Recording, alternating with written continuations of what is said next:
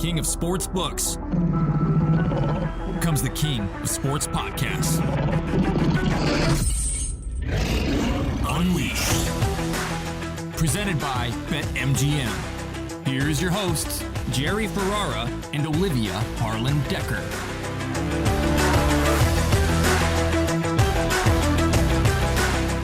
Welcome to Unleashed. We are in the holiday spirit. May your days be merry and bright. May your bets be ambitious and lucky. May your 33-point lead be safe. And may your holiday get-togethers be a little messy. Get it? M-E-S-S-I. Get it? Okay. Christmas already came early for my friend, Jerry Ferrara. The Knicks have won 7 in a row, maybe even more by the time you're listening because we record on Tuesdays, a couple games coming up. The Giants win with maybe some help from the officials. Who knows about that? He's hitting parlays, he's hitting teasers, and he won his fantasy playoff game. Life is good for the kid. It's a Jerry Christmas. I should just quit while I'm ahead because there's no way this could keep up. But yeah, Sunday I hit sports utopia. I hit a parlay. I hit a teaser. Trevor Lawrence guided me through the first round of my fantasy playoffs. The Knicks won that night. The Rangers won a 7th in a row. Oh. I just don't know where I go from here, so I should stop while I'm ahead. Yeah, the only thing is your Seahawks ticket is just, by the week, it's gone, so I hope you... Not the only thing going into the fire. Santa might be coming down the fireplace, but the Seahawks ticket to win the division is going in the fireplace and lit on fire because it's over, but what a fun losing ticket that was. It was. It was fun for a while. It gave us some good fodder. So coming up, we got NFL games on Christmas Eve. We have a full day of NBA games on Christmas. There's so much to get to. Plus, Jerry, coming up, we have former Buffalo Bills running back Fred Jackson. He is joining us. I don't know if you know this. His story, his path really to get to the NFL is amazing. Do you know his story?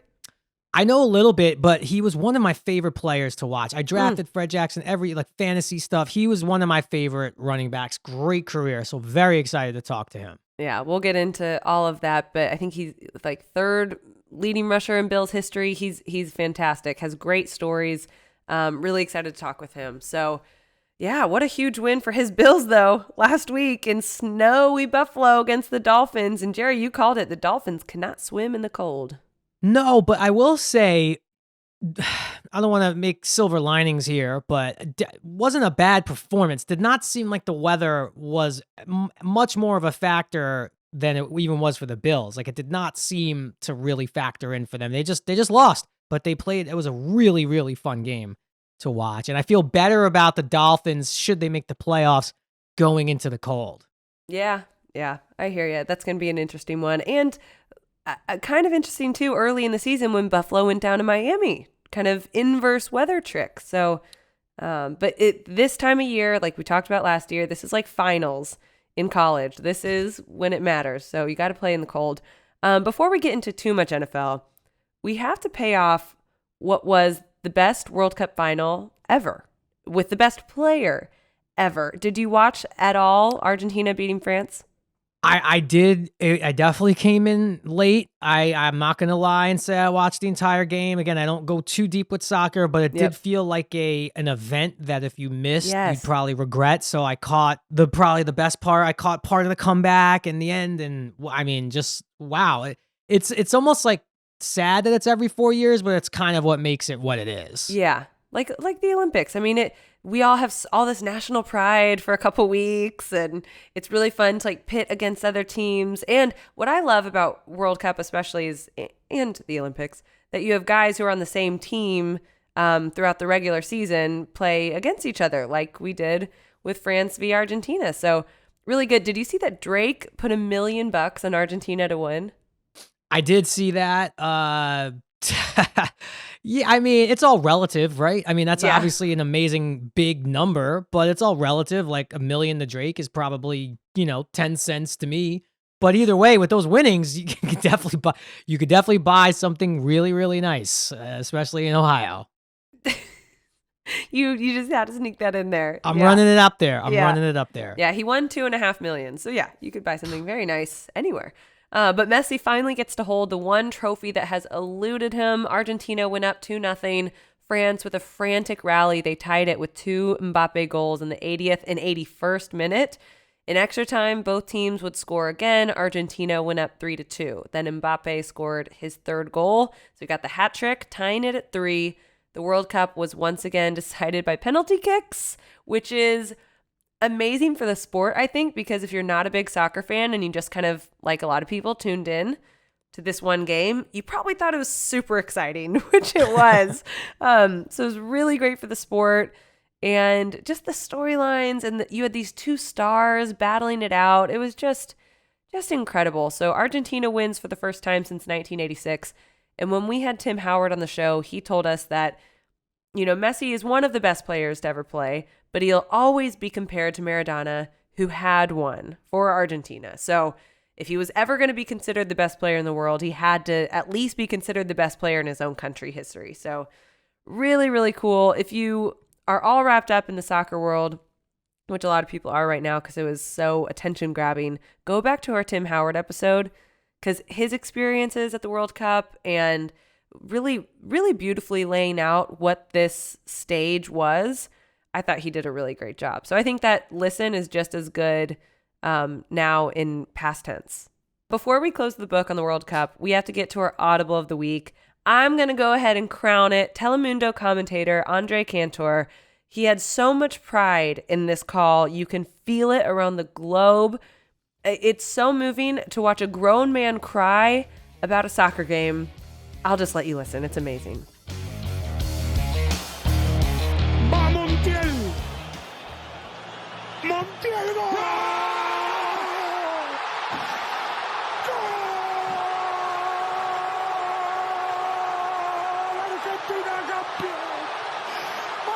Argentina campeón del mundo!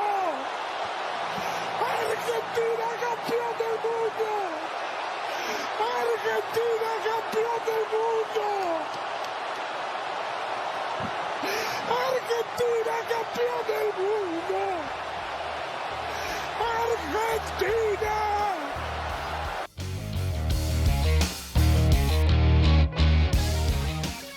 Okay, let's get to the NFL. The big story this week, obviously, Jalen Hurts sprained shoulder. The Eagles have been flying high this season. Hurts is an MVP favorite, but now there are reports he could miss this Saturday's game against the Cowboys. Hopefully no more than that, but this is a huge meeting. Look, this is the game we've all been waiting for. Obviously, I think the Niners have been dubbed either tied around with the Eagles for the best team in the NFC or second best. I still think the Cowboys can be formidable regardless of that, blown lead versus Jacksonville. I think that says more about Jacksonville than it did about the Cowboys to me. But either way, we need Jalen Hurts healthy to really experience what the Eagles could do. It's nice that the Eagles have built this lead, although they can get caught for the first round bye and the 1 seed. The Niners could catch them. I mean, I guess the Vikings can catch them, but I don't think that's likely. And, I think the Cowboys are just too far behind. But without him, I do worry a little bit about what's going to go on. It does seem like he'll be ready for the playoffs. This is where it's helpful to have a Gardner Minshew, who I've always been a fan of. Me too. I think he could get you. Maybe they don't beat the Cowboys. I don't know. I think he's good enough probably to beat the Giants and maybe lock up that 1 seed. But yeah, this isn't great. And it definitely helps the Giants who might be playing them, I think, the last week of the year. I don't know if we see Jalen Hurts, even if healthy, because the Eagles, it's still a big game because the Eagles are going to want to lock up that 1 seed and rest Jalen Hurts. Do you know what the spread is? Oh, God. What did it move to now? I don't know. I'm a little surprised. It favors the Cowboys. I'm not surprised. Okay, and it's in Dallas, obviously, -5.5. That's a little surprising because I do think Minshew's capable, and also they just have Philly has weapons everywhere, and the Cowboys have a really good defense, but their secondary is a mess with injuries, and Trevor Lawrence and Jacksonville just lit them up, so that's a little high. I like the Eagles with not to win, but I love the points. Yeah. Okay, we saw some more brutal losses this week. It was a weird weekend. So Matt Ryan, we got to start there. Once again, on the wrong side of a historic collapse as the Colts blew a 33-0 halftime lead to the Vikings. Look, Matt got tight. You could just see it on his face, his body language, where Kirk Cousins got loose. You love to see that. Love a loose Kirk Cousins. So Matt Ryan now owns a horrible spot in NFL history as being at the helm of 2 of the greatest collapses in NFL history. One in any game ever, that one, won in a Super Bowl, up 28-3 to lose to Tom Brady. But Jerry, what's the takeaway? Who's to blame here? Is it Jeff Saturday? Is it Matt Ryan? Well, my main takeaway is, look, this is not a good part of history for Matt Ryan to be affiliated with both of these losses, but let's not kid ourselves. This was bad. Yeah, sure, it's the worst. It's the biggest comeback ever, blah, blah, blah. I get it. That sucks. The Super Bowl thing, that's one, he'll be thinking about that one. He's not going to be thinking about this game against the Vikings with Jeff Saturday as his coach. Good You point. can't pin this on Matt Ryan. Does he maybe get a little tight with some of his throws? Sure. But also, the defense didn't help him out at all. Jeff Saturday and the coaching staff certainly didn't help him out at all. So you cannot blame Matt Ryan. It's a team loss, but I would give the emphasis on the coaching and the play calling. The play calling got tight. But yeah, this sucks, but although I guess the Colts could have had a playoff shot had they won this game. Somehow they would have still been, alive. But wrap it up, Colts. I think that's, I don't know how you bounce back. I'm curious to see how they bounce back against the Chargers. But that was tough. Okay, the next one that was just weird. The Raiders completely stunned the Patriots with a lateral pass gone wrong. So the Pats could have ran out the clock and went to overtime. But for some weird reason, Jacoby Myers tried to be a hero, toss it back to Mac Jones, but Chandler Jones, who the Patriots had cut, intercepted it. Walk-off touchdown. What a mess. And here's my thing. Even if Mac caught it, he's so immobile. I don't know what the plan was if he had caught it. He would have been toast. So, of course, Chandler Jones was right there. So, yeah, this loss to me is much harder to take if you're a Patriots fan because first and foremost, you're now 7-7 with that loss. You should or could have been 8-6 had you gotten into overtime and maybe won it. So that would have put you tied for the basically 6, 7, 8 would have been a log jam with the Chargers, Dolphins, and Patriots all 8-6. Now you're 7-7, still have some hope. But that was one you should. I mean, you can't say they would have won it in overtime for sure. Although they had chances to lock that game up. That just was a weird, unlike a Bill Belichick game. I do give Jacoby credit for like sitting up and doing the press conference and taking questions. He did not shy away from the mistake in the moment. And props to him. That takes a lot of guts to do that after a moment like that. But yeah, that one's gonna haunt the Patriots because it doesn't finish their playoff chances, but. It's going to be hard. It's going to be uphill from here on out with that loss. Then the third one, and I've been excited to ask your opinion on this one because everyone on Twitter sure has one.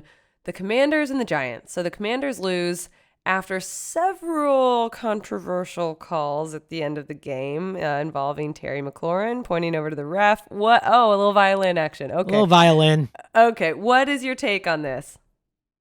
Look, as someone who has been on the wrong side of those calls as a Giant fan, and there's been a bunch, that certainly sucks if you're a Commanders fan. Because, yeah, that was PI. You could say it in the end zone. You could have called it.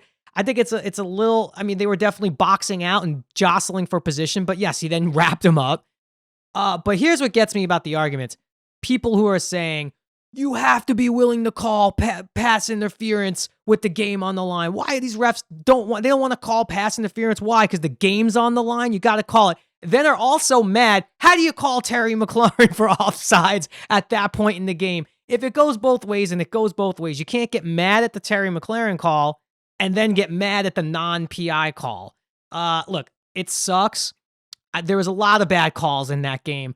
Also, like we saw it with the Vikings missing the foot. This is happening everywhere. So don't blame like the Giants potentially making the playoffs and the Commanders not making the playoffs on this game. There was also holding on Thibodeau, and he got basically punched in the face and poked in the eye and a face mask not called. There was tons of awful missed calls or wrong calls in that game. They called a dead ball on a fumble that was clearly a fumble. Yeah. That, the Giants did end up winning that challenge, but who knows? Maybe Leonard Williams could have got up and advanced the ball 30 more yards.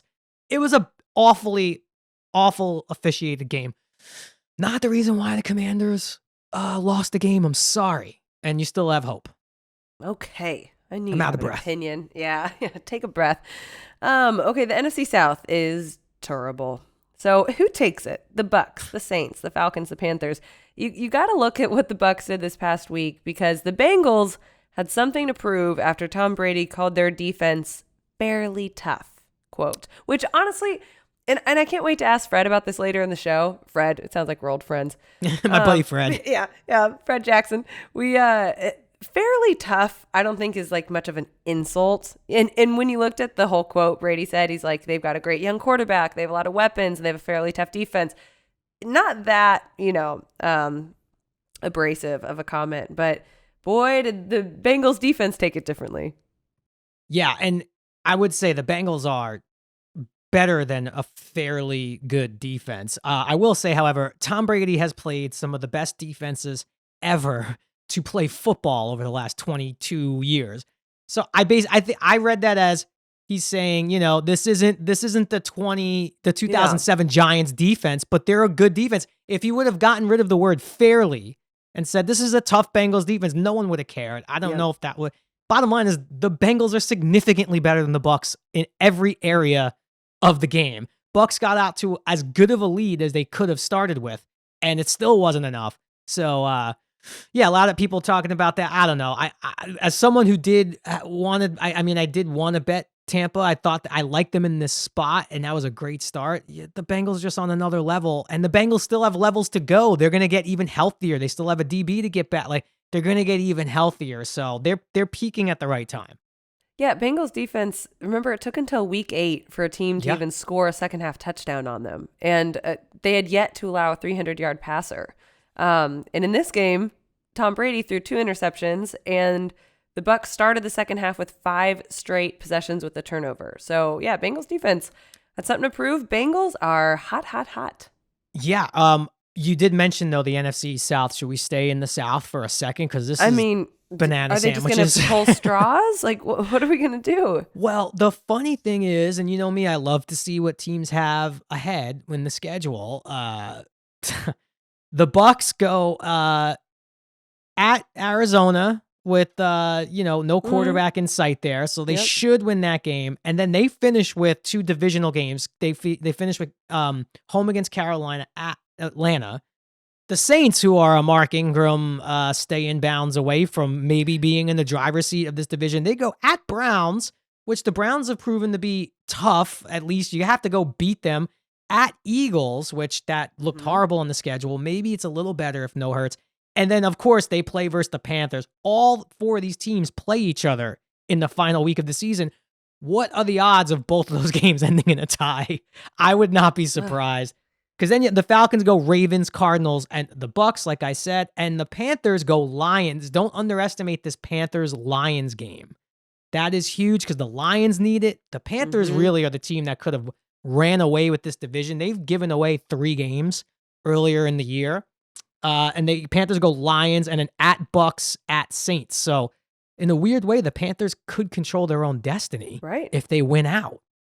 Right. No, my gosh, it's crazy when you put it all out there like that. It is exhausting. Do you need another breath?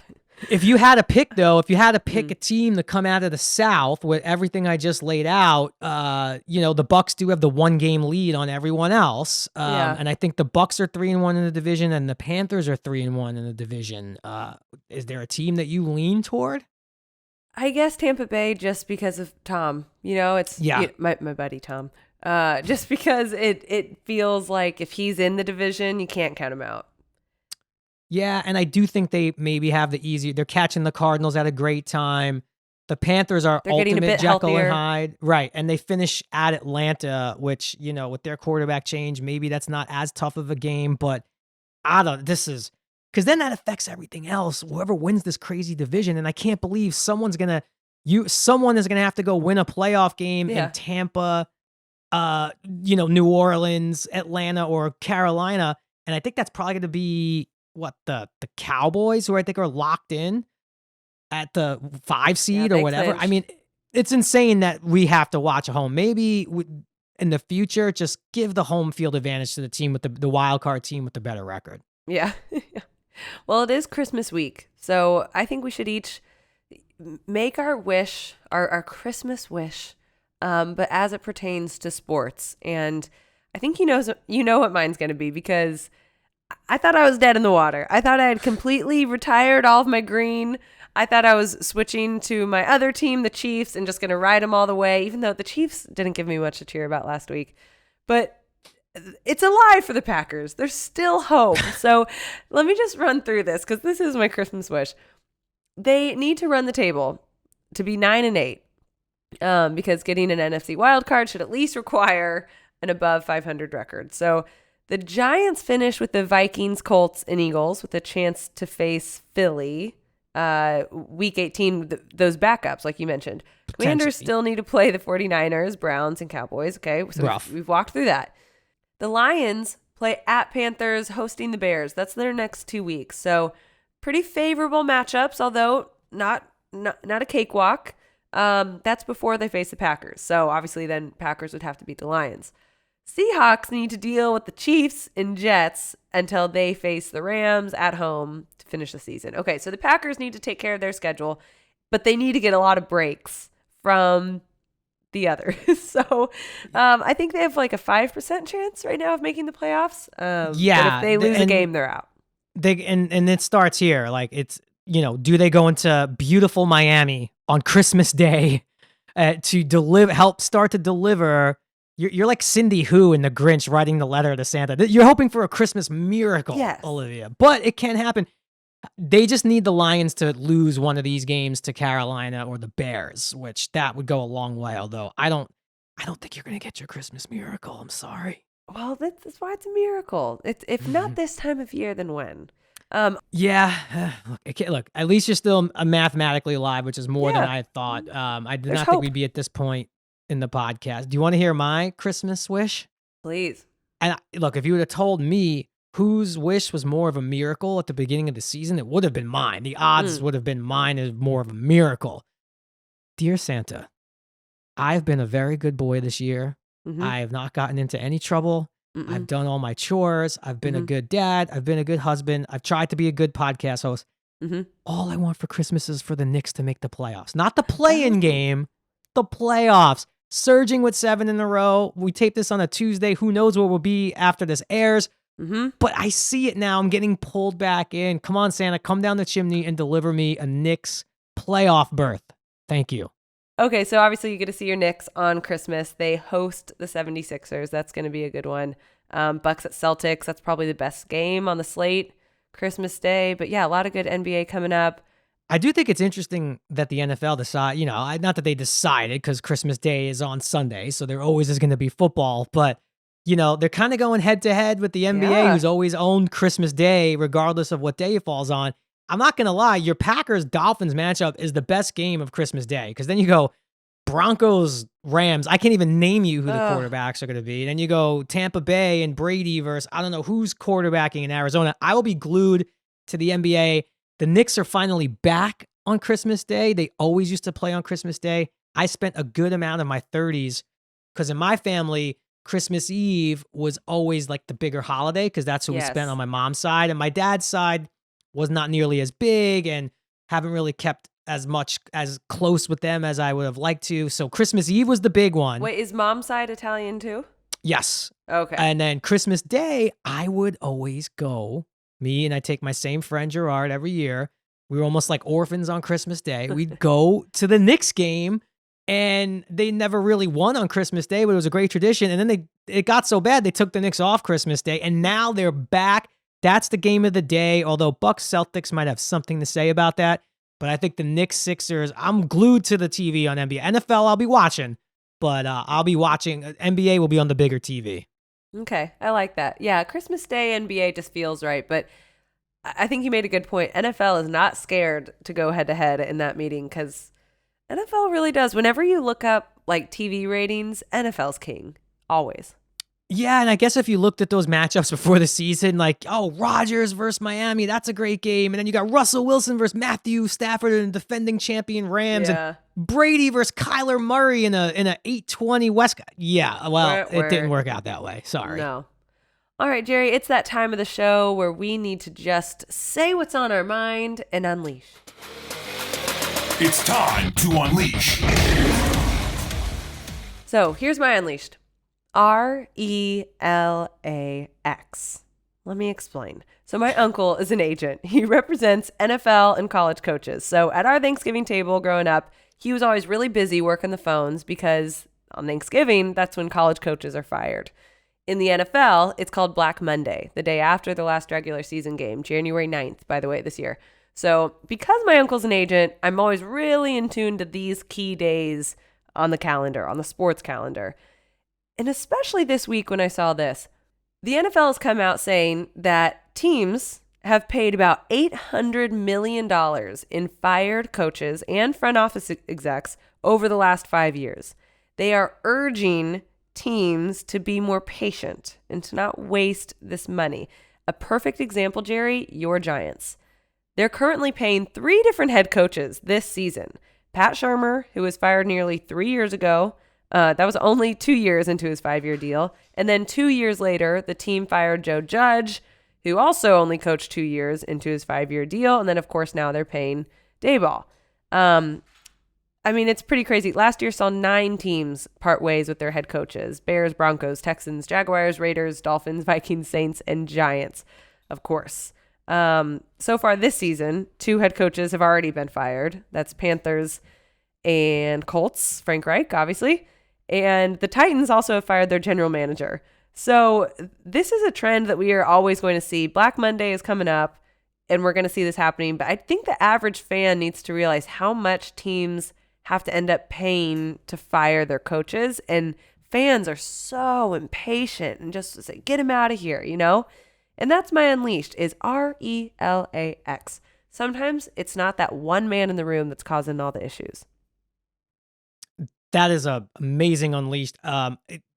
Best gig, I guess, in town is to be a fired NFL coach. Because seriously, wouldn't you love that? That's great. I mean, isn't like Sean Payton still getting paid? I think don't so. even know. Yeah. Like, it just sounds amazing. I'm sure these guys love to work and want to be coaching, but it also sounds amazing. I will say in the Giants case, though, great case you laid out. I mean, Shurmur, Judge, no Huge disrespect, right. but I don't know if those are NFL head coaches, because then when you see what a guy like Daboll's doing with kind of the same ingredients, pretty much, it goes a long way. But I will say the flip side is Dan Campbell and the Lions, who 1-6 could have absolutely been fired. They stayed patient, and that's worked out. Great Unleashed. That's what I'm saying. That's what teams need to do. Yeah, need to great Unleashed. Believe. So for my Unleashed, I just need your help. I need you to give me, this is more of a question than a statement, okay? And it doesn't have to do with any professional sports. So I love basketball. You know this. I still play basketball. Not nearly. I would love to play with Sam one day, but that would be like a joke for him. So me and a couple of buddies meet up at the local rec center here after we drop our kids off from school at 8:30 in the morning, and we play a very light, like 2-on-2, 3-on-3, a lot of 3-point shots. So they have a curtain down the halfway part of the gym. Half the gym's for basketball. The other half is for the pickleball. Oh. And I hope you're all listening. I don't think any of these senior citizens are listening to our podcast. I hope you are, because I want the smoke.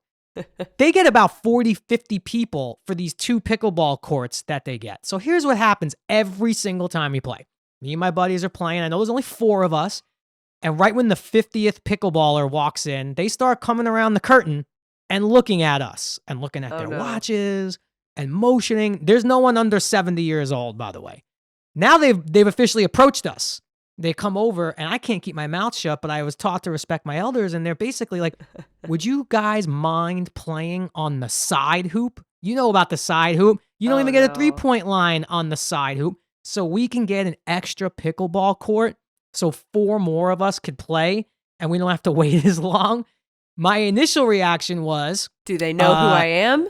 No, my initial reaction was, no. Yeah. You guys get half the court. We get half the court. We come here for an hour. You're here for 4 hours. We'll be done in 20 minutes. Is that cool? Cool. The whole time they're watching us, just like throwing bad old people juju at us. Just like, I just feel it coming. They're judging us. Then they sent over their leader, this really nice older woman who came over and was like, guys, you guys should try pickleball. You're young. You'll be really good. I've never played pickleball. Now they're recruiting us for pickleball. So my question to you, listeners, and Olivia from My Unleashed is, number 1, do I go to the side court with my 3 friends and play no 3-point shooting pickup basketball to give them one more court, or do I hold the line? Part B is, do I just start playing pickleball and dominate in 2023 because I'm 30 years younger than everyone? Can I also just let the listeners know a story that you told us off air that you think you got tennis elbow from picking up a Brita pitcher? That did happen. That's I true. think I'm everyone injured. needs to keep this in mind when you answer this question. Boy, pickleball has like swept the nation. My friends are all playing. And it's families are playing. So maybe this is something you should get into. I've never played. I don't know. So, okay, pickleball aside, do I give up the real estate? Do I give up the No. regulation half court so that they could have another little pickleball court and then we go play on the side hoop? Nope. You hold firm because you have, Jerry, you mentioned on the show a lot, you're aging in front of me. And I don't know how many good basketball years you have left. So you need to protect them. I got to get a ring. I'm trying to get a ring. Okay, so I will respectfully, when they look at me tomorrow when we're playing 2-on-2, I will respectfully decline to move to the side hoop because they are my elders and I do have respect for my elders. It's a bad day to be an old person playing pickleball in Cleveland. I'll tell you that. I would not want to mess with you. Yikes. I got issues. That's a good unleashed. All right, let's get to someone who would never hurt their elbow picking up a Brita pitcher or play pickleball at a rec center with some oldies. Let's get over to Fred Jackson.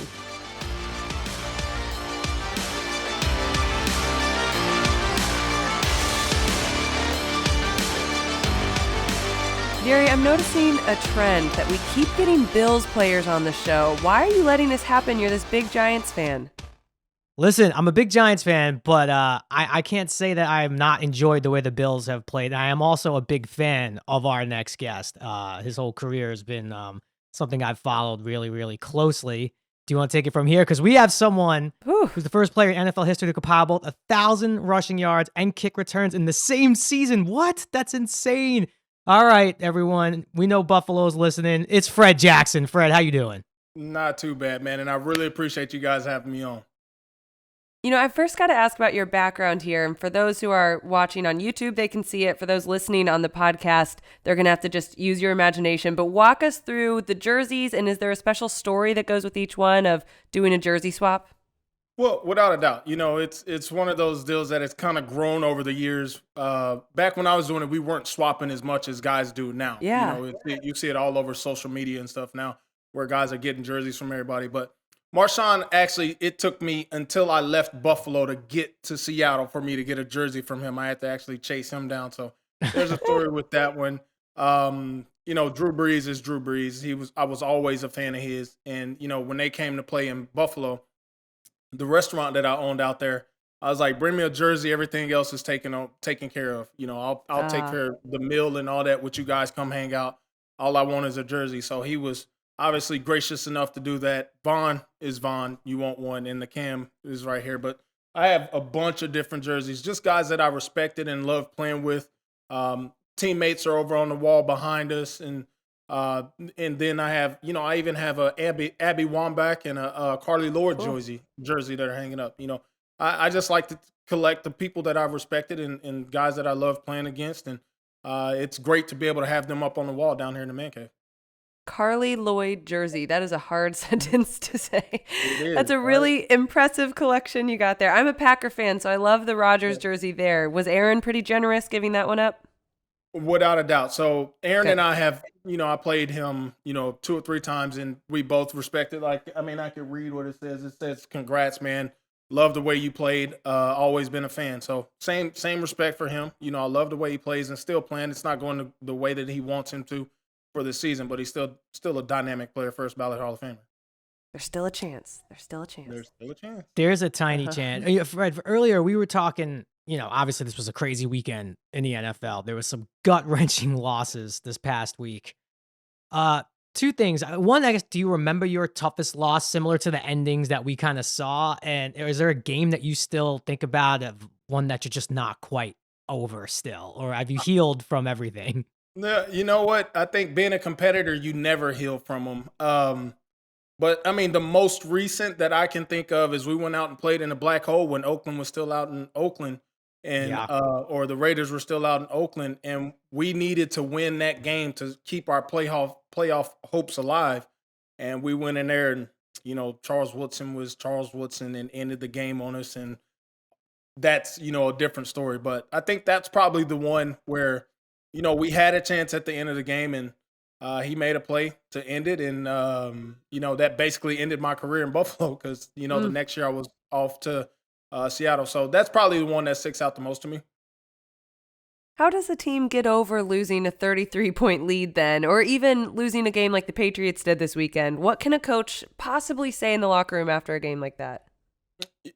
You know what? I don't know. I think as players and the captains of the team, I think the number one thing you have to say is we get another opportunity next week to go out and showcase what we're capable of doing, and that's not us. It's going to be a bitter taste. There's no way you can ever say that you're over giving up a 33-point lead. That's always going to be something that haunts those guys. And unfortunately, it's something in the record books now that, every time it gets brought up about leads and giving up, Matt Ryan hears about 28-3 every time he, plays against anybody and they have a lead. So, but I think that's the number one thing is in the game of football, it's so humbling that you have to have a short-term memory. You have to be able to get over things like that. And especially, this late in the season for those guys, they start playing. They have to realize they're playing for their jobs. They're playing for their livelihoods, where their families are going to be at the end of the season. And I think that's what you look at and what takes precedent on what you're looking at the rest of the season, and not this debacle of a game that you had, last weekend. Fred, I would love a player point of view here, because I talked about this earlier in the show, and I don't know if there's a way to fix it.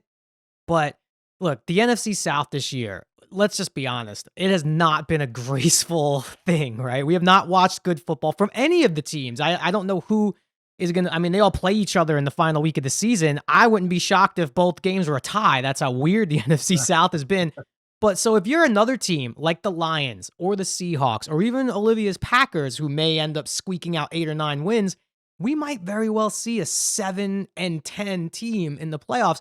So as a player, if you're on one of those other teams that doesn't get in, even though you might be, 9-8 and might be watching, what does that feel like? And is there a way we could fix this? Because this is going to be a rough one watching the NFC South playoff team. Yeah, and I think the number one thing you take into account when you're a player and you see that happen is you don't blame them. Like, you don't blame those guys for, the seasons that they had. You say, if we wanted to get in the playoffs, that's on us. Go handle the business that we can take care of. Go win, our division, ensure our road to the playoffs is taken care of and not relying on what's happening somewhere else. I think that's the only way as a player you get over something like that. When you start a season, your number one goal is win our division. That guarantees us a road to the playoffs. And I think that's the only way you can look at it. You, as much as you don't want to, you have to say, those guys did enough to get into the playoffs. It might not be a lot, but they did what they had to get in the playoffs, and we didn't. So that's how I would look at it, and how I would, try and justify it to the team, being in that locker room. But it's always going to be a tough pill to swallow, knowing that. Okay, last beat on that. Then can we at least say the road for the first round should not go through Tampa or Carolina? Or can we at least say that's a road game for the division winner? Because you might have the Cowboys sitting at 11 wins, or whoever, or even the Giant, my New York Giants at 10 wins, going on the road to a 7-win team. Would that be a terrible thing to say they don't get a home game? I don't think so. I think, I always go back to this. When the Saints went into Seattle and we had the Beastquake, that's a huge advantage for, Seattle winning their division. So you also don't want to take that from them, and the fact that, this gives us a chance to win. We got in at, I think they were 7-9 that year or something like that. 7-9, yeah. And we did enough to get into the playoffs. Now you come here and beat us. If you're looking at us saying we're not good enough to be in the playoffs, then you should be able to beat us wherever we play.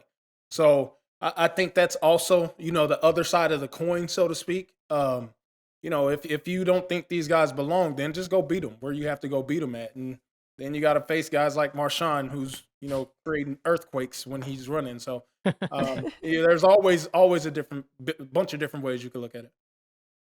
Speaking of seeding, the Bills are holding on to that top seed in the AFC. Buffalo beat Kansas City week 6 in Kansas City 24-20 in a highly anticipated meeting. But they travel to Cincy on week 17 in Monday Night Football. Who do you think gives them a tougher matchup as the Bengals are really getting hot right now? You know what? I think they both have tremendous quarterback play, and tremendous guys around the quarterbacks that are going to give, those guys absolute fits. So I think you're flipping a coin at this point. With the way that Cincinnati's playing right now, they are one of the hottest teams in the NFL. Patrick Mahomes is Patrick Mahomes, and with Andy Reid at his side, those guys are always capable of winning every game that they play. So, I mean, if you're a Bills fan, you're just saying, I hope our guys show up. I hope Josh is Josh and makes plays that Josh is capable of making. But no, it's going to be a shootout. It's going to be, who makes the least amount of stakes or mistakes in those games. Because it's going to be two great teams. It's going to be, two great offenses going at it, putting up a lot of points, which is what guys want to see around the league. But I think you're picking your poison. You're gonna go against it. Both teams are great. You're gonna have to show up and beat whoever it is you play. They're not gonna hand you the game, no matter who it is that you're facing. And on that note, the Bengals clearly had something to prove this last weekend when they faced Tom Brady and the Buccaneers after Brady said, a fairly tough defense. They seem to take big offense to that. Did you like, as a player, having that bulletin board material in any given week? Well, I think it doesn't help. It doesn't hurt to have bulletin board material at all. Like you're motivating a lot of people when you give them bulletin board material. But I think guys as competitors, at the pinnacle of the sport, are going to show up and be ready to play anyway. Especially when you're going against a guy like Tom Brady, who's the best to ever play this sport. Defenses are going to show up week in and week out to compete against him. For him, I wouldn't really give guys bulletin board material because they want to beat him anyway. They want to say, all right, I got Tom Brady. If this is his last year, I gave him a loss when I played against him. So I wouldn't recommend that he continues to do that. You mentioned Marshawn Lynch earlier. I know in your first few years in Buffalo, you guys shared the backfield. Was Marshawn as a teammate? Because what was he like as a teammate? Because every now and then they would mic him up, right, on the sidelines, and he would be talking about everything but football, I feel like, when we would listen to him mic'd up. Almost like he was so just at ease with the game. I know nothing about it's easy. And you two were literally my favorite backfield to watch. And I think modern day right now, you two would be the ideal NFL backfield to have.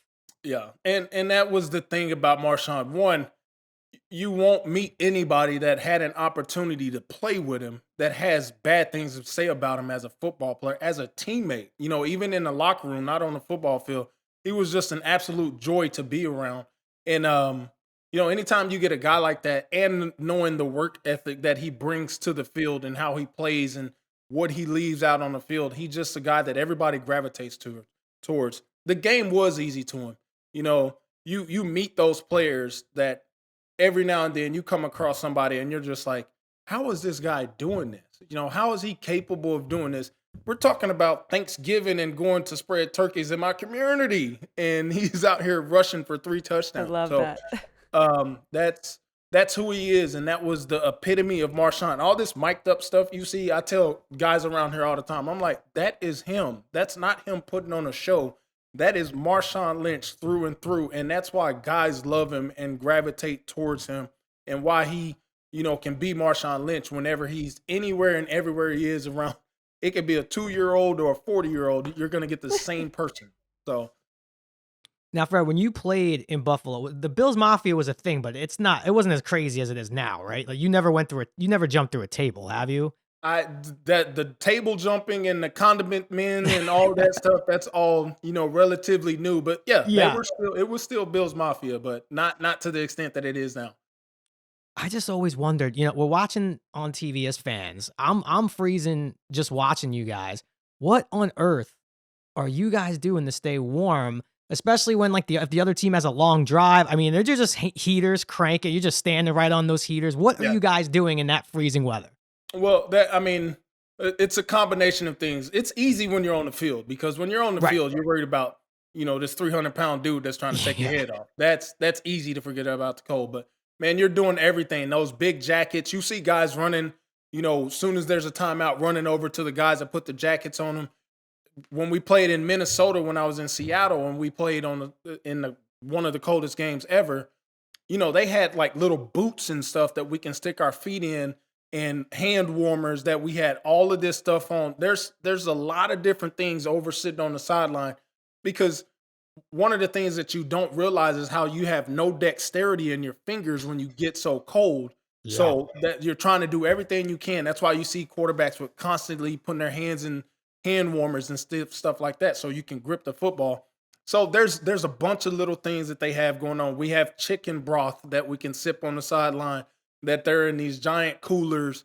There's all kinds of stuff that they try and do to help. But just, like I said, there's these big, things that slip over your legs, things that go over your arms, coats, chicken broth, and then all that. And then you rip all that stuff off and run on the field and try and play a football game. You mentioned Von Miller earlier. He's one of your jerseys. He was having such a great year before his injury, led the team in sacks with 8, really added that pressure on opposing quarterbacks, something important as we talk about going against the Mahomes, the Burrows. How much of a loss is he for the Bills defense now that we're seeing that play out? Yeah. Obviously, you don't replace a guy like Von Miller. There's just no way to do that. He's a Hall of Famer, in my opinion. And a lot of people would agree with that. But he did such a tremendous job. I watched the Bills week in and week out, teaching those guys behind him, and you see the way that their game is elevated, and how he's continuing to be in their ear, and have, Greg Russo is one guy that I've really watched. Epinesa is another guy that has taken his game to another level. And one guy that I'm really impressed with, and you can tell it's from being around Von, is Shaq Lawson. Shaq Lawson has taken his game to the next level.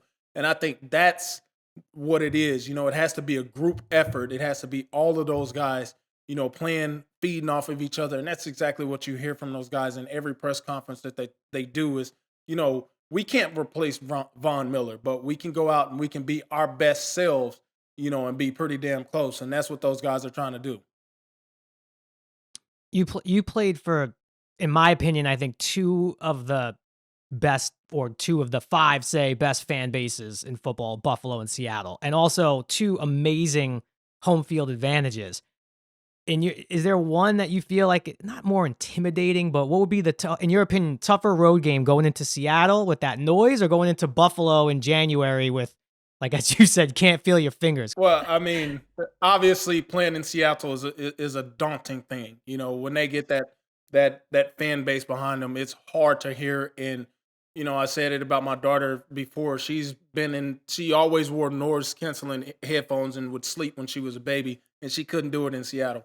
Wow. But there's nothing like playing in Buffalo, when the weather's the way that it is and the fan base is behind you, where you're dealing with, swirling winds when you're trying to kick kicks, and, snow beating you in the face where you're trying to run down the field and catch a ball. You have to have a big, strong arm. That's a reason they took Josh Allen, to guide the ball through the wind. And he's able to pick, the knowledge of guys like Jim Kelly and how you navigate all that. So it's easily Buffalo to me. It's hard to come into Buffalo in January and play, especially when you're playing a good team, and figure out ways to navigate not only beating this team, but the weather and how it is we have to acclimate to that in this short period of time that we get to be in it. Should the Bills build a dome on their new stadium? You know what? You would make so many people in Bills Mafia mad if they did that. Including Josh Allen. Josh Allen says it's soft. Yeah, it's you can't. It has to be open air. It has to be an open air, and like we said, continue to allow those elements to be a part of their advantage when guys come in there and play. I said it. The team that it mattered to the most was when I played the Dolphins. Obviously this Dolphins game this past week was a great, game, but there's been times when I've played and I was like, these guys do not want to play football in this weather today, and it was a huge advantage for us. So. You got to have that in your back pocket, and anytime you do, you want every advantage you can get in the NFL. Is there any inverse to that? Look, no one's going to complain. I think, Olivia, your Packers are going into Miami for a Christmas game or whatever. Yeah, I don't think anyone's going to complain going into Miami to play. But, Miami in September, that's a whole different thing. 89 degrees, like, is there a little bit of a home field advantage playing down south I mean, you get guys carted off because they're just exhausted, oxygen everywhere, fluids and stuff like that. 100%. You saw it in the game with the Bills playing in Miami. You saw how exhausted those guys were, how they're taking IVs and stuff at halftime, and it's not helping. And, kudos to Miami for also building a stadium where the sun is shining directly on the opposing team. All those little minute advantages that you get, they add up at the end of it. So there's definitely an advantage of playing in the South, early in September and stuff like that, and, throughout the season. I know you've been asked about your journey a million times, but for our listenership, if anyone's not familiar, it's really an incredible story. Especially right now, we're talking so much about Brock Purdy being Mr. Irrelevant. The guys who have an even bigger chip on their shoulder are undrafted guys, and that includes you. From what I understand, and correct me if I'm wrong, no scholarship offers out of high school in Texas. Right. Undrafted out of College, a D3 in Iowa. Played arena football, then NFL Europe, and then finally to the NFL. I guess I'm curious, in that span before your NFL dreams were realized, did you need help staying motivated, or was that just not going anywhere? Well, it was a combination of both. I was always a self-motivated person, but I did surround myself with people who had the same dream that I did, and I think that's the number one thing I tell any young kid that wants to play in the NFL. It's not going to be easy. There are 1,800 jobs in the world to play in the NFL. So to get one of those 1,800 jobs, you're going to have to do something special. But it's easier if you surround yourself with people that are going to help you and keep you motivated to chase that dream. That's the number one thing you can do, is have people that are going to continue to push you. There's going to be days you don't want to do stuff. It's human nature. I don't want to get up and go work out. I don't want to get up and film this training session so that I can have it to show people. But if you have people that are like, no, you don't get to do that today. You don't get to take this day off. You have to go work out. It's going to make that motivation. You're going to be motivated because those people are behind you just as well. You want to fulfill your dream so they can be a part of it. Anytime you get people around you and are a self-motivated person like I was, I was watching Reggie Bush was doing playing the same time in college that I was, and I wore number 5, and I was like, that's a pretty damn good back, but I feel like I can do the same thing, and I just need to get the opportunity to showcase that, which I'm at Division III. He's playing at USC, that's a huge difference, but all I need is a chance, and I got my chance with Marv Levy, and once he went back to Buffalo, I said, I'm not going to let you down, Marv. I'm going to make the most of this opportunity that you're giving me. And, one of the things I like to brag about is, name another running back that was able to play 10 years, 9 years in one organization where they drafted 2 first-round running backs, top 12 at your position. And it's not something that you're going to hear from anywhere else. And that's one of my things that I wanted to be able to say is, I had to work for everything, that was given to me, and I wanted to. Granted, I love both of those guys to death. Marshawn and CJ Spiller are and still are great friends of mine, but they motivated me too. They said, you know what, we got drafted here, but we can see why you're still here. So continue to do what you're doing. We're going to push each other. They brought out the best in me, and I tried to bring out the best in them. Do you feel like when you finally made it to the NFL that it meant more to you maybe than other guys who were, first round draft picks or whatever? Absolutely. There was things, yeah. Small things that I enjoyed about the game that, not everybody else did, because I knew what work it took to get there. I loved going to practice. I loved getting up and being able to say what I get to do for practice or for a job is to go practice against the best guys in the world, at this sport that I love playing and love giving everything to. So, yes, there was absolutely things about the game that meant more to me and still meant more to me when I was competing against some of those guys than a lot of guys in that locker room. It's funny. I was literally having a conversation a few weeks ago with my buddy where we're talking about running backs kind of from your generation and now. And your name came up as like, who would be just like a perfect running back the way the NFL offense is sort of going today. So with that, I ask you, who are some of the guys that you like watching at running back specifically? Because obviously you're looking at it through a whole different lens than an average fan like me. So who are some of the running backs that you've enjoyed this year? You know what? I mean, one of the guys that I've enjoyed the most, just watching him is Alvin Kamara. I love the way Alvin plays. He's a every down back. He does everything you ask for him. Aaron Jones is another guy that I absolutely love watching. He's a guy that you split out wide and you throw him a ball like he's a wide receiver. I can't remember who it was, but I can't remember his name now. But he has more reception yards than everybody else on the team as a running back. So I tell every running back, young running back that I talk to now, I say, Devin Singletary. I don't know how I left Devin Singletary out. He's an absolute beast, and I love watching him because his number's not called on every week. But when his number is called, he's ready. He's ready to run routes. He's ready to catch the ball out of the backfield, pass protect, which I think is one of the biggest things we need to do as running backs. And he runs the ball well. So, but at this day and age, man, you have to be able to do it all. And watching some of these quarterbacks and being able to go out and pass protect for them and then know that they will come to you in a route. They say, hey, go out there and run a route for me. I would have had an absolute blast playing in today's football. There's no doubt about it. Yeah, I feel like the Giants also would have loved you because the way they're using Saquon has just, he's leading the team in receptions, yards, touchdowns. Like the whole offense is built around one back. And I always felt like that was exactly your kind of game. You could build a whole offense around what you do. Brian Dable is my favorite person to watch call offenses. And I told him all the time, I was like, man, I would have loved to play for you. The way you do these scheme up these offenses and stuff like this, man, it would have been an absolute nightmare for coaches to have to worry about me because I would have been like, Dabes, put me wherever and I'm going to get it done. So I tell him all the time, man, I talked to him 2 weeks ago. I said, man, continue to call these crazy offenses because you got a weapon that I think is going to be tremendous for you. So just last thing I know we all get caught up in like the MVP conversations and candidates and all that. It's a fun conversation. I personally really believe that we should start looking at other players that are just not quarterbacks. Like you even mentioned a guy like Singletary.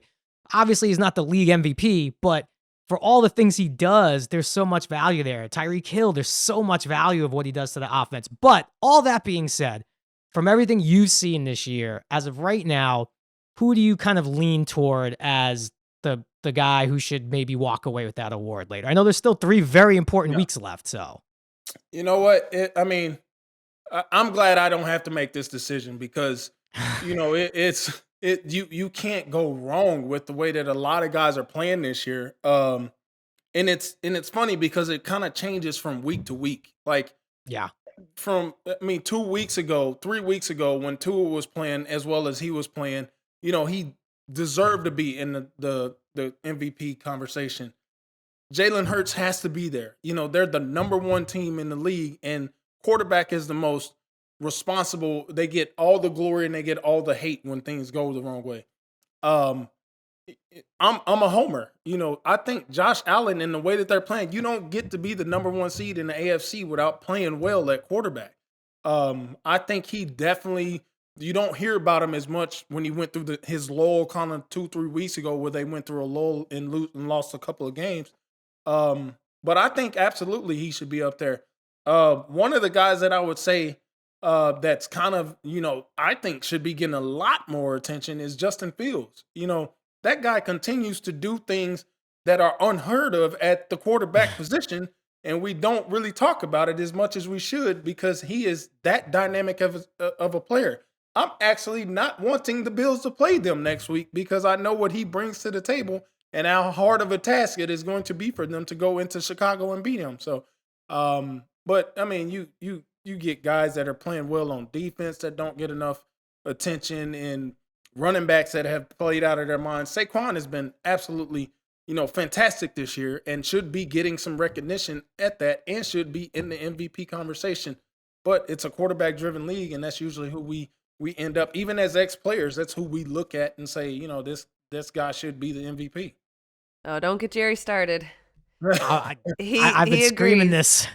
Screaming this for weeks that like maybe just separate the awards then. I mean, I know they have offensive player of the year and that typically goes to, I get it, but Oh man, there's just been some seasons this year that are outside of the quarterback position to me where it's really been glaring, even on the defensive side of the ball, like you said, at least through like 8 weeks, Micah Parsons single-handedly was like the number one defensive dude making plays, had more touchdowns than a lot of wide receivers on defense. So I screw, but Fred, I can't thank you enough for being here. Your story is amazing. You've always been one of my favorite players to watch. I feel like I drafted you every single year in fantasy. I had to have Fred Jackson on my squad. Thank you for coming on. Enjoy the holidays. Stay warm where you are. Everyone, you can follow Fred at Fred22 Jackson. And happy holidays. And thank you so much for being here. It really was a pleasure to talk to you. Man, absolute blast. I appreciate you guys having me on. I would love to do it again. Let's make it happen. Enjoy the holidays. Thank you, appreciate Fred. it so much, Fred. Happy Thank holidays. you. Holiday season.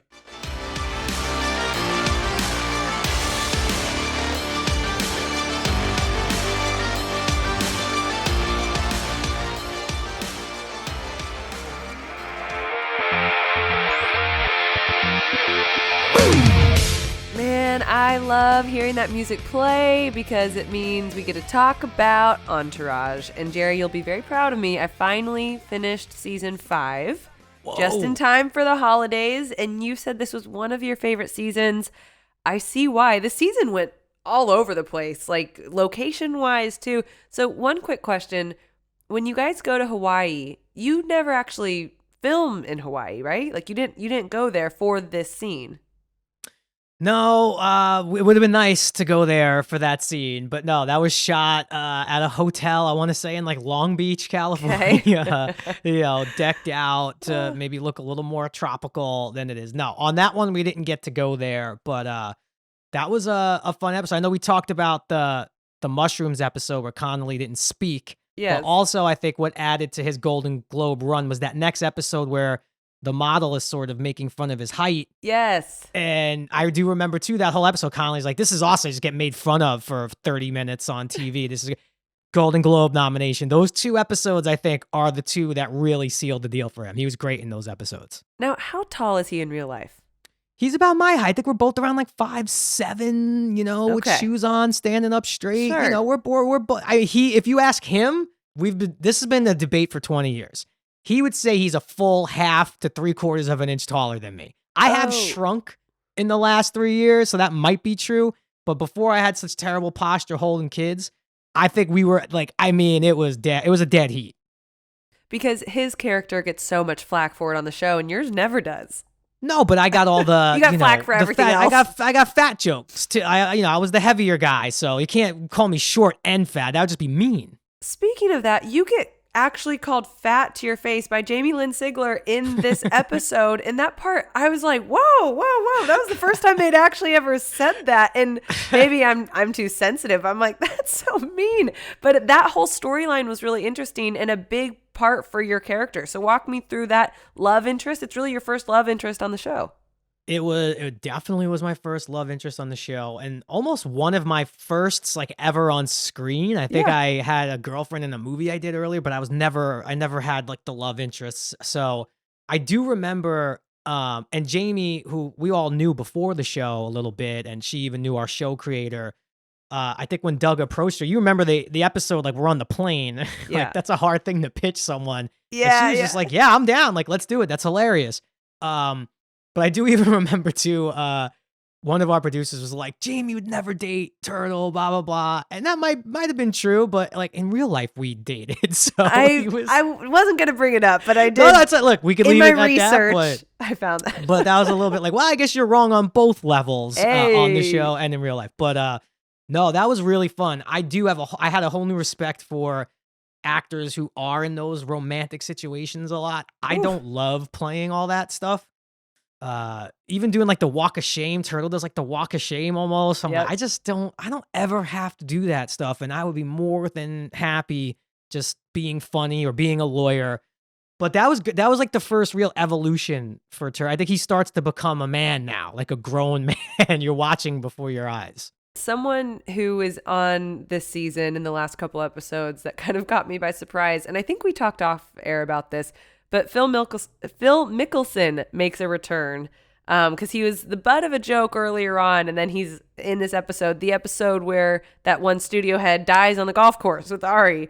And my one thing that stuck out was, boy, is Phil a bad actor. Listen, he's great in commercials and stuff like that. That was just a couple of things about Phil. One, like we made that joke in the season prior where I think the Ari character says, "My God, the kid's melting down like Phil Mickelson at Winged Foot," which at that time that was not that far removed from happening. So now it's an old joke, but that had just happened. And Kevin Dillon and I ran into him at a golf course in like San Diego area. And I think Dillon was the one who asked him, like, "Phil, you should come on the show." We were worried though, because did he see the joke? He's a big guy, actually. Is he going to take a swing at me? And he had the best sense of humor about it. He thought it was hilarious. And he's like, "Hell yeah, I'll come on." And yeah, that episode with the studio head down. I love season 5, Olivia, because it really is the up and down of an actor. And this is arguably the lowest the Vincent Chase character is. He gets fired from a movie. And I even love that line from Ari after Alan dies. And he's like, "Tomorrow we'll see how alive Vince is." Because yes, it's terrible that he died, but that Alan character was hell-bent on seeing Vince never make another movie again. So, and clearly this has to happen in real life, right? This is a sports podcast. This happens in sports. Certain coaches, certain GMs just like will never sign a certain guy. They just will not like a guy. They feel like snake bit. And this happens in Hollywood. Have you known a situation like this that you can even speak of? Like, yeah, that one studio head, he hated so-and-so. I don't think I know of a specific scenario that I could say like, "Oh, this happened to this guy or this girl." But I do know the minute that you are sort of dubbed either like hard to work with or, Vince, he doesn't want to play the game. And maybe you could say the Vince character didn't want to play the game in seasons past where he would do the studio movie and sacrifice some things and be a collaborative. But what I loved about it, and Adrian played it so well, is once he realized he was down, he said, "Okay, I will do whatever it takes to get." He was willing to take a smaller role, humble his ego. But yeah, the Alan character just hated him. And grudges, like you said, it's real in sports. I think it's real in Hollywood too. Yeah. And getting Vince back on top was always a fun task. But the other question too, Olivia, is Vincent Chase a good actor? Or is he a movie star? There is a difference. We don't really know. There's a difference. We don't really know. I think there is a difference from like a really great actor or a really great movie star. And sometimes you get people who are both. And those people end up having careers forever. Yeah. Leo DiCaprio, Brad Pitt, like guys like that. Right. So, but we never really see Vince act is the funny part. A little bit in like the smoke jumpers thing, which again, you can't even tell with Medellin, right? Like you see the trailer and it looks so goofy because the makeup's goofy. And when he was doing that scene in the smoke jumpers movies hanging from the tree, I don't know. It didn't look like he was a bad actor out of context, but that was always the great question. And I don't know if it ever truly got answered. Is Vincent Chase a good actor or not? Or is he just like a really good movie star? Well, that sums up season 5. I'm going to start season 6 after the holidays, and we will pick back up where we left off early January with our entourage behind the scenes. The Lions Block. All right, everyone, it's time for my favorite part of the show. And we're bringing on our guest. And I think we could officially go back to the early moniker that we had for him. BetMGM's, we could just call him a betting expert at this point. Also, guys, if you hear a little, that's the sound of our mic smoking hot because the on fire Peter Andreu is joining us to make some picks. Peter, I'm just going to clap it up for you. Ran the table last week. How did that? I mean, we needed it and you delivered. That's why I wore all red today. Just those flames left and right. So I had to just match it. Yeah, it felt good though. I think you might have tailed me. I don't know, but we went perfect. 3 for 3. I think up 15 units. So plus the 10 original, that's 25 units for the week. Couldn't have been any better. Started with the one game parlay Thursday Night Football. McCaffrey 100+ yards. We had Seattle under 21.5, and then Niners money line. Everything hit. Things were flying from there. And then I got a little lucky with the Vikings +3. I mean, probably the craziest game all of us have ever seen. So listen, You take it as it comes for sure. I will say that one game parlay too, that was almost like a no doubter from the moment of kickoff to the end. Like I really don't even think you had to sweat much with that one. That one just seemed like a no. McCaffrey was running well. Seattle didn't look like they could do anything with that Niners, and it never really was in doubt the Niners were going to win that game. So that must have just been a nice Thursday night for you. It was great. And, it's funny. We didn't get to talk about it on the podcast. I placed another one before Thursday night. I added those 3 things in, plus McCaffrey and Kittle touchdowns. I have the receipts to prove it. So I hit that at I think 16-1 or something like that. So you better buy your wife something amazing for Christmas with all those winning. You're closing out the year strong. All right. What do you got for us this week then? Because you're on a roll. Yeah. So start again. Obviously, we have to hit another 1-game parlay after last week. This is a quick, easy one. I think there's great value too. So 2 units. You got Jags at Jets Thursday Night Football. I think that's actually a pretty good game. Really meaningful for both teams. Over 38.5. I think what you're seeing with Trevor Lawrence and the Jags, they're scoring points. They have to win out. They have to win out. But listen, they play the Titans to wrap the season up. That's going to be for the division. I think they do win out. But for this week, I've stripped out the money line. I just went over 38.5. I think both teams are going to have to score some points and be aggressive. Zay Jones has been an unbelievable wide receiver 1 for them the last probably 3-4 weeks. He's moving up into a top 20 overall role the way he's playing. So really impressive. So anytime touchdown for him. And then I think Zach Wilson has to get Garrett Wilson going. He's had trouble. We've talked about this in the past. He's had trouble getting him going. He is the focal point of their offense, especially without Breece Hall due to injury. No brainer for me. Those guys are going to be 2 big parts of the offense. 2 units to win $200. So to win pretty substantial amount of money, 20 to win 200. So yeah, interested in your guys' thoughts there. I think that's a quick and easy one, but obviously 2 pieces of offense that I think need to get going. Look, as someone who has been riding Trevor Lawrence through the fantasy football playoffs so far, even what I love about what Lawrence is doing is now you feel like the Jags are just in every game, even when they're not. They were going against a good defense, so I knew Dallas' secondary was banged up, but still to go put up that amount of unanswered points against the Cowboys is pretty spectacular. Zay Jones, fantastic. I agree with you with Garrett Wilson because Zach Wilson 4 catches, 98 yards is probably the best those two have looked. Garrett Wilson, my God, boy, did they hit that pick because even making Zach Wilson look good. I'm riding you too, just like Trevor Lawrence, buddy. We're gonna go into 2023 to the moon, Peter Andreu, to the moon. Love it. And funny, we talked about it last week. I think Jags were one of my picks in the teaser, and I said sprinkle a little on the money line if you have a couple units. They're that good. They're gonna stay in games. I know they struggled for about a half, but they worked themselves back into games, and I think they'd be a fun playoff team. I'd rather see them over the Titans just with kind of what they can do, the intangibles, versus a kind of one-dimensional offense like the Titans. So that's 2 units there. Where are we going to next? And just for context, everyone, he's wearing a red San Francisco 49ers kind of skull cap and Alabama t-shirt, which Olivia was highly offended by the minute he came on the screen. You're just doing that for fun. I've done it once before to chirp Olivia. This time I promise just because I have to. You thought they matched. Where are we going next, Pete? So sticking to the beanie, I think 4 units, Niners -7.5. Taking away the homer element of this, I think Niners have a really interesting opportunity the next couple weeks. So they finish up against Washington, Vegas, Arizona. 3 very winnable games. They can put themselves in a great position. Talk about Jalen Hurts. This injury, based off the odds, it looks like he might be hurt longer than 1 week. I heard rumors about collarbone, things like that. If they slip, if Minnesota does what they do and slip and lose a couple of these games, Niners could find themselves in the 1 slot. So it's unlikely, but it's possible.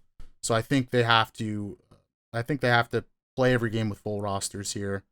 Washington had a ton of trouble against Kayvon Thibodeau and the Niners front 4, front 7. I think that's going to be no better this week, especially at home for the Niners. I see this being a 2 touchdown plus game, and you got to keep Brock Purdy going. He's only played 2.5 games. You got to get him ready for the playoffs now that they've won the NFC West. So I think they come in with full offense, keep rolling, and then a pretty substantial win. So 4 units there, -110. with the -7.5. So the hook going the other way. Yeah, I think the Niners have been a big part of your formula to get back. It all started when you took those 5 giant favorites on a very uneven money line. I like that too. I mean, you saw with the Giants defense, which is not very good. They're only okay, but you saw what that defense was able to do to Heineke. So yeah, going into San Fran, that might be scary. Okay, so you got that for 4 units. So you got 4 units remaining. Yeah. Where are we going? Very simple parlay here. 2 teams that are desperate for wins. Dolphins home against Green Bay, and then you got the Chargers at Indy. Start with the Dolphins. This line doesn't make sense to me. We're sticking to the money line, but 4.5 points. I think that's a little bit misproportioned because of the win last night against a really, really bad Rams team. I think I think the Dolphins have to take care of business at home, give themselves a good position to go into the last couple weeks of the year without having to stress too much. Played really well in Buffalo. They've got all the tools. They just got to put it together. I think they bounce back this week after a couple tough weeks.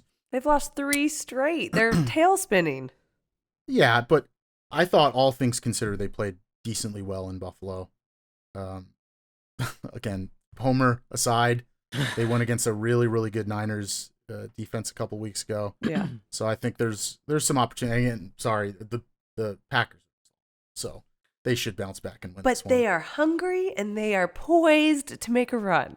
Yeah, I know. Oh, I thought we were done with this, but we're not. That's what's sick. We're is not we're done. No, we're I not know. done. I thought I was done too. I should have known putting the Packers here. This would have been a bad idea. Yeah, you're just baiting Olivia. Yeah. This one, I think maybe everybody will agree upon.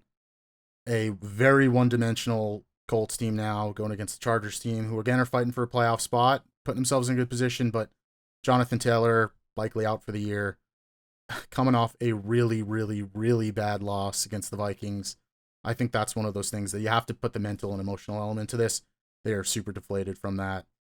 Chargers go into Indy. I think they take care of business. So both of those, I don't want to touch the spreads. Keep the money lines. It's plus 113, so it's plus money.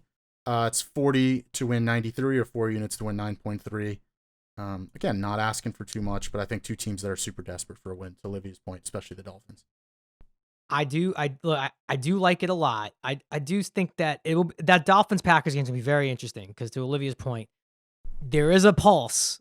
They are not dead completely. They might be on life support. And but there is Romeo a pulse. Dobbs was back. He looked good. Christian Watson looks good. A.J. Dillon 2 touchdowns, but he might be hurt. So concussion. All right, so I'm just saying, there's things happening.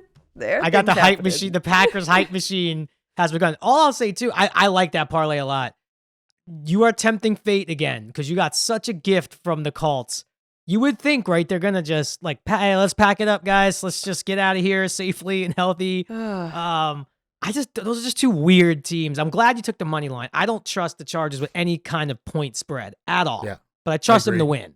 I agree, especially on the road. It's a tough one, but I think you're in desperation mode for a lot of these teams, and they have to win out or they have to win 2 out of 3 at this point. So you'd expect them to beat the subpar teams. And Olivia, it's almost like you have family that's worked for the Packers before with how you're touting them. So I don't know. It's crazy. You would think they're writing me checks. They are not. I'm just loyal. My blood is green. Except for playoffs when it's red and gold for. Yeah, that's true. That's true. Yeah. Well, in February, it's red. Yeah. Peter, can't thank you enough. I truly, truly hope you have a happy holiday. You're off to a great start going into this holiday season. I hope you close out 2022 strong because I would love nothing more than to come back in 2023 for the first episode and Peter on a heater. That's my line for 2023. New segment Peter title. on a heater. Yeah, we'd have to think of the converse one when I go on a streak or a bad streak. Peter needs to take a cedar. Time to fold. He's cold. I'm excited to go into the new year. We don't talk any basketball, any hockey. We haven't talked college hoops. We're gonna have a good start to 2023 once we make a couple bucks from the NFL and start pivoting. So I'm excited. Same to you guys. Happy holidays. It's gonna be a fun, next couple of months. Thank you so much, Pete. Thank you. Happy holidays. You two guys, take care.